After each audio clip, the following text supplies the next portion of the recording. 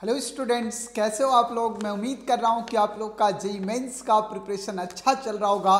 और सबसे अच्छी बात यह है कि अब आप लोग अपने प्रिपरेशन को बिल्कुल अंतिम मोड़ देने जा रहे होंगे। गाइज, आप लोग के लिए एक बहुत बड़ा खुशखबरी लेके आया हूं, क्योंकि नया साल आ रहा है। नए साल में कुछ सोचा मैंने आपको कुछ खुशखबरी दे दूं, कुछ गुड न्यूज़ दे दूं। तो इसीलिए आपके पास मैं बताना चाहूँगा कि अब आप लोग अपनी तैयारी जेईई मेंस का कर ही रहे हो। अब आपके पास समय आ चुका है अपने रैंक को ऑल इंडिया लेवल पे प्रिडिक्ट करने का।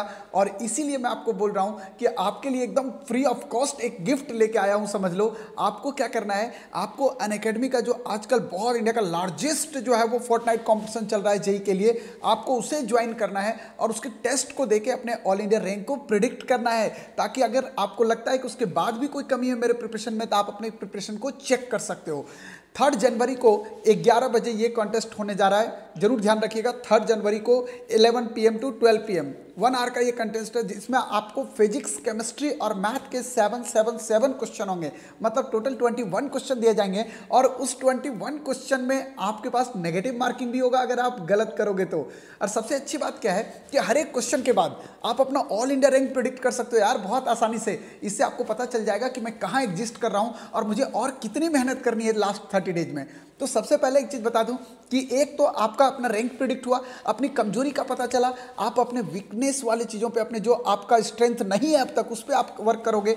और दूसरा इंपॉर्टेंट चीज पता है क्या है, दूसरा है कि आपको इसके साथ एक अवार्ड भी मिलने वाला है, आपको गिफ्ट भी मिलेगा। अगर लगता है कि आपको कि ये टॉपिक मेरा वीक है, मैं नहीं पढ़ पा रहा हूँ, किस टीचर से पढ़ूं, कहाँ पढ़ूं, तो आप इस टेस्ट को देकर अच्छा कर जाओ। अगर आप इस टेस्ट को देकर अच्छा करते हो, टॉप करते हो, तो टॉप करने पर आपको 1 मंथ का सब्सक्रिप्शन भी मिलेगा, वो भी फ्री में, एकदम बिल्कुल यार, अनअकैडमी का। और अगर आप टॉप नहीं भी करते हो, अगर आप बेस्ट रैंक लाते हो, तो भी आपको 1000 का अमेजॉन वाउचर मिलता है। तो इसलिए आप जरूर इस टेस्ट को ज्वाइन करो। आपको क्या करना है इसके लिए, कुछ ज्यादा कुछ नहीं करना। आपको अनअकैडमी का लर्निंग ऐप डाउनलोड करना है। और डाउनलोड करने के बाद जब वहां पे आपको कोड मांगेगा, तो आप मेरा कोड यूज कर लेना, कोई दिक्कत वाली बात नहीं है, कर लेना आसानी से यार। आप मेरे साथ जुड़े हुए हो, ऑनलाइन मेरे स्टूडेंट्स हो, तो मैं आपको प्रॉफिट तो दे ही सकता हूं। आपको मेरा कोड यूज करना है CHANDRAHAS। इससे आपको तुरंत 10% का डिस्काउंट भी मिल जाएगा। तो ये तो बेहतरीन है। आपको फटाफट ज्वाइन करना चाहिए और अपने रैंक को इंप्रूव करना चाहिए, अपने आप को चेक करना चाहिए कि मेरी फाइनल प्रिपरेशन अब कहां पे अटक रही है। एक और तरीका आपके ज्वाइन करने का ये हो सकता है कि मैंने डिस्क्रिप्शन बॉक्स में अपना लिंक ये दे रखा है, आप उस लिंक पे जाइए, उस पर क्लिक कीजिए और क्लिक करने के बाद आपको कोड मांगेगा, आप मेरा कोड यूज कीजिए और उसके बाद आप बेनिफिट पाइए। तो मैं आपको बताना चाह रहा हूं, जैसा आप लोगों ने थंबनेल देखा होगा, ये बहुत अच्छे दिमाग से सुनना है, क्योंकि ये अक्सर गलती लोग करते हैं। तो आज का जो टॉपिक है कि why 90% student score less than 90 percentile in JEE Mains. ऐसा क्यों होता है कि 90% से ज़्यादा स्टूडेंट्स जो है वो 90 परसेंटाइल से कम स्कोर करते हैं।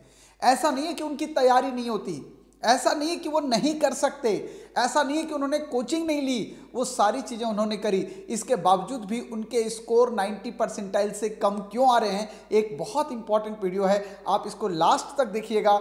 मैं जो 10 साल से बच्चों से टीच कर रहा हूँ और जो मैंने अपना एक्सपीरियंस देखा कि एग्जैक्टली ऐसा क्या कारण हो रहा है कि बच्चों का ग्राफ इतना नीचे जा रहा है, बच्चों में एबिलिटी बढ़ी है, उसके बावजूद भी ये सिचुएशन क्यों आ रहा है। तो इसी पे आज का चर्चा है।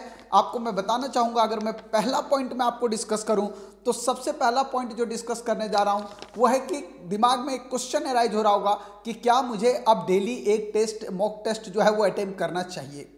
और अगर डेली अटेम्प्ट करना चाहिए तो माइंड में फिर टेंशन हो रहा है। अटेम्प्ट करने के बाद अगर आप कर भी रहे होंगे तो एक टेंशन क्रिएट हो रहा होगा कि सर मैं तो सोच के आ रहा हूँ कि 125 नंबर मेरे आएंगे, मैं सोच के आ रहा हूँ 160 नंबर मेरे आएंगे, मैं सोच के आ रहा हूँ 210 नंबर मेरे आएंगे, पर स्कोर इतना लो मेरा क्यों हो जा रहा है जितना मैं सोच रहा हूँ उसके रिस्पेक्ट में। तो उसके पीछे कई कारण हैं जो आपके परसेंटाइल को नीचे गिरा रहे हैं। मैं आपको बता दूं, पहला अगर मैं कारण की बात करूं, बहुत गौर से सुनिएगा और थोड़ा सा आपको मैं एक बात बताना चाहूँगा कि हो सकता है ये मेरी बातें आपको बुरी भी लगें कि सर ऐसा क्यों बोल रहे हैं, लेकिन आप, कड़वा चीज़ है पर सच्चाई है, एक बार जरूर गौर कीजिएगा। सबसे पहली बात जो है वो है आपका एक्सक्यूज। इस टाइम जो बच्चे खास करके क्लास 12th का एग्जाम का प्रिपरेशन कर रहे होंगे, उनके पास एक बहुत बड़ा एक्सक्यूज होता है। वो मोस्ट ऑफ द टाइम अपने पेरेंट्स को यही लास्ट टाइम में 2-3 महीने में बोलते रहते हैं कि मेरा बोर्ड का एग्जाम है, मेरा बोर्ड का परसेंटेज खराब हो जाएगा, मुझे आगे एडमिशन कहीं नहीं मिल पाएगा, बहुत सारी समस्याएं होंगी, प्रैक्टिकल भी स्कूल में होना है, प्री बोर्ड का एग्जाम लिखना है, बहुत सारे लॉजिक, वो बहुत सारे एक्सक्यूज देते हैं। इसलिए अपने पेरेंट्स को साफ साफ बोलते हैं कि ऐसे सिचुएशन में आप मेरे से ज़्यादा उम्मीद मत करना कि मैं बहुत अच्छा कर सकता हूँ। तो ये जो आपके अंदर माइंडसेट हो रखा है, ये जो आपका मेंटल एबिलिटी जो है वो डिक्रीज हो रखा है, ये जो अपने आप को प्रिपेयर कर रखा है अपने आप को कि भैया मेरे पास तो इतने सारे बटन हैं, और अगर इतने सारे बटन हैं तो एक और बटन एक्स्ट्रा जो मेरे पास जेईई मेंस के रूप में दिया जा रहा है वो मैं नहीं कर पाऊंगा। अगर आपने ऐसा सोचा हुआ है तो मैं आपको 100% कॉन्फिडेंस के साथ बोल सकता हूं कि निश्चित तौर पर आपका ग्राफ 90% से नीचे जाएगा, ऊपर जाने की कोई संभावना दूर दूर तक नहीं है। तो सबसे जो इंपॉर्टेंट थिंग है वो यही है, क्योंकि सबसे ज़्यादा बच्चों को यही लगता है दिमाग में कि यार गार्जियन को एक्सक्यूज दे देते हैं कि मेरे से नहीं होगा, इतना सारा प्रेशर है। पर ऐसा नहीं कि इंडिया में आप पहले स्टूडेंट्स हो जिसके पास इस तरह की किसी तरह की कोई परेशानी होगी।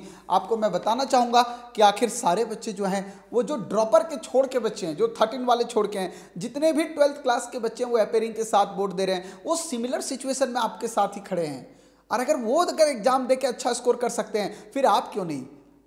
ये इसलिए अच्छा स्कोर वो कर पा रहे हैं और आप नहीं कर पा रहे हैं क्योंकि वो एक्सक्यूजेज नहीं दे रहे हैं, उनका सिर्फ फोकस अपने टारगेट पे है, उनका मिशन जो है, उनका विजन जो है वो सिर्फ अपने टारगेट को क्रैक करना है, और इसलिए वो कर पा रहे हैं और आप नहीं कर पा रहे हो। मैं एकदम क्लियर बता रहा हूँ यार, मेरे को पता है कि बहुत सारी बातें चुभ जाती हैं बच्चों को जब बोलता हूँ तो, लेकिन ये हकीकत है ये। और दूसरी बात मैं जो आपको बताने चाह रहा हूँ, ये भी आपके पास एक बहुत इंपॉर्टेंट बात है।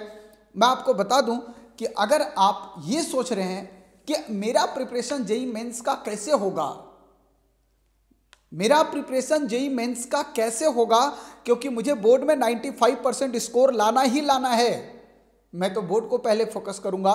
तो मैं आपको बताना चाहूंगा कि जेईई मेंस की अगर बात करते हो तो जेईई मेंस में आपके पास कम से कम 50% ऐसे क्वेश्चन होते हैं जो कंप्लीटली एनसीईआरटी बेस्ड होते हैं, 50% क्वेश्चन, और इसके अलावा 20% जो क्वेश्चन होंगे वो एनसीईआरटी के कॉन्सेप्ट से रिलेटेड, मतलब 50 + 20 70% क्वेश्चन जो है वो एनसीईआरटी के कॉन्सेप्ट से रिलेटेड होता है, और ओनली 30% क्वेश्चन जो है वो आपको एनसीईआरटी से बाहर जाता है। तो अगर आप बोर्ड का प्रिपरेशन कर रहे हैं और आपने एनसीईआरटी पे बहुत अच्छा होल्ड किया हुआ है तो आप उस 70% क्वेश्चन को बहुत अच्छा अटेम्प्ट कर सकते हो, बशर्ते आपने थोड़ा 11th पे मेहनत किया होगा तो। अगर 11th की एनसीईआरटी का कॉन्सेप्ट आपको बहुत अच्छे से आ रहा होगा तो। और यहाँ पे जो 12th की बात करते हैं तो 12th का एनसीईआरटी तो आप रिसेंट पढ़ रहे हो, और रिसेंट पढ़ रहे हो तो एनसीईआरटी के साथ तो आपका ग्रिप बहुत अच्छा बना हुआ है, और जब एनसीईआरटी के साथ ग्रिप बहुत अच्छा बना हुआ है तो वही कॉन्सेप्ट तो आपको ऑब्जेक्टिव के रूप में जेईई मेंस में दिखता है, कोई अलग तो दिखता नहीं है, तो आप आसानी से वहां पर स्कोर कर सकते हो। इसलिए मैं आपको ये बात बता रहा हूँ दोस्त कि सबसे ब्लंडर मिस्टेक्स जो बच्चे करते हैं वो यही करते हैं, वो ये भूल जाते हैं कि अरे भैया अगर ऐसी बातें हैं, ऐसी सिचुएशन बन रही है तो भाई इतने सारे क्वेश्चन तो एनसीईआरटी बेस्ड हैं। आपको किसने बोला कि 90 परसेंटाइल लाने के लिए आपको जो है वो 25 क्वेश्चन में 22 क्वेश्चन या 23 क्वेश्चन सही करना है? ऐसा बिल्कुल नहीं है। अगर आप 16 से क्वेश्चंस भी करते हो और उससे प्लस, तो आपका परसेंटाइल 93-94 परसेंटाइल भागता है। तो इसलिए आपको ये बात ध्यान रखना है कि हमें अगर 90 परसेंटाइल लाना है तो 16 और उससे अबव क्वेश्चन आप करेक्ट करके देखिए। हाँ, 16 और अबव क्वेश्चन करेक्ट करके देखिए, आपका परसेंटाइल 100% 90 परसेंटाइल से अबव बनेगा, इसकी गारंटी मैं आपको दे सकता हूँ। अब मैं आप अगर परसेंटाइल के अंदर आप घुसेंगे इसका रूल ना, तब आपको आइडिया लग जाएगा कि सर ने सही बात ये बात बोला था। अब यहाँ पे जो अगला पॉइंट हमारे पास दिमाग में आता है उस पे चलते हैं कि भाई दूसरे के साथ कंपेयर मत कर यार, आपकी आधी जिंदगी तो इसी में खराब हो रही है यार। सर वो तो बहुत कम पढ़ रहा है, उसका नंबर बहुत अच्छा आ रहा है सर, मेरे साथ का है सर। हाँ, वो तो मोबाइल भी करता है सर, वो तो फेसबुक भी चलाता है सर, इंस्टा पे भी उसकी आईडी है सर, बड़ा एक्टिव रहता है, हीरो हीरोइन की फोटो डालता रहता है। अरे भाई किसी से कंपेयर मत कर, तू उसको सोच सोच के इतना डिप्रेस हो चुका है कि तेरा रिजल्ट अपने खत्म हो जा रहा है। भाई ऐसा कर क्यों रहे हो यार? ऐसा नहीं करना आपको सिर्फ और सिर्फ अपने रिजल्ट को इनहेंस करने के लिए सोचना है। आपको अपना मार्क्स कैसे बढ़ाना है, आपको अपना परसेंटाइल कैसे इंक्रीज करना है, ये सोचना है। हो सकता है उसका पढ़ने का समय अलग होगा, आपका पढ़ने का समय अलग है, आप उससे कंपेयर ना करें। अपने आप को कंपेरिजन करना बिल्कुल छोड़ दो, क्योंकि जब तक आप कंपेरिजन करते रहोगे तब तक आपके रिजल्ट में किसी तरह का कोई सुधार होने की संभावना नहीं होगी। वो सिर्फ और सिर्फ आपको डिप्रेशन देगा, और डिप्रेशन का फाइनल रिजल्ट जो होता है वो सिलेक्शन नहीं होता, डिप्रेशन का फाइनल रिजल्ट होता है एलिमिनेशन। आप एलिमिनेट हो जाओगे, ये बात दिमाग में रख लो यार। अब इसके बाद जो मैं पॉइंट आपको बोलने जा रहा हूं, डोंट यूज तुक्का मेथड।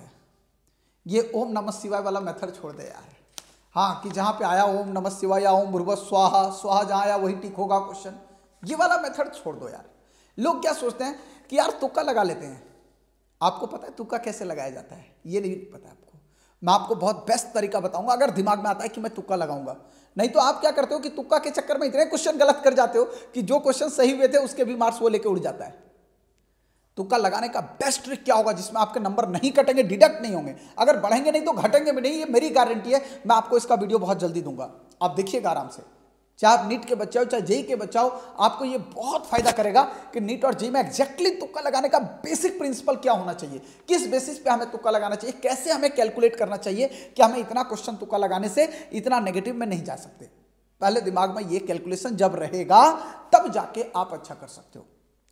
दूसरी बात, तुक्का उन क्वेश्चन पे आपको अटेम्प्ट ले सकते हो अगर समय लगाना है, क्योंकि समय भी बचाना जरूरी है। अगर आपको टाइम मैनेज करना है तीनों सब्जेक्ट में, तो टाइम मैनेज करने के लिए आप उस क्वेश्चन में टाइम लगाइए जिस क्वेश्चन में 2 ऑप्शन लग रहे हैं कि ऐसा और ऐसा हो सकता है, जिस क्वेश्चन में बिल्कुल लग रहा है कि ये क्वेश्चन मेरे से नहीं होगा, इस टाइप का क्वेश्चन मैंने प्रैक्टिस नहीं किया, तो उसमें समय गंवाने की जरूरत क्या हो, तो आपको पता है होना ही नहीं है, फिर आप 5, 7, 10 मिनट क्यों खराब कर रहे हो।